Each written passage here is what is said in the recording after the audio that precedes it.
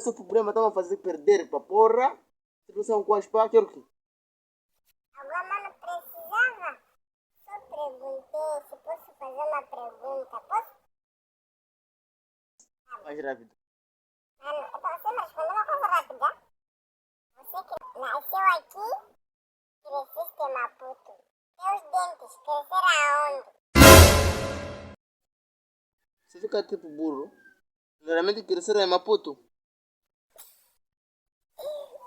Mano, mas você é burro. Fala então, você que sabe. Teus dentes cresceram na boca, né?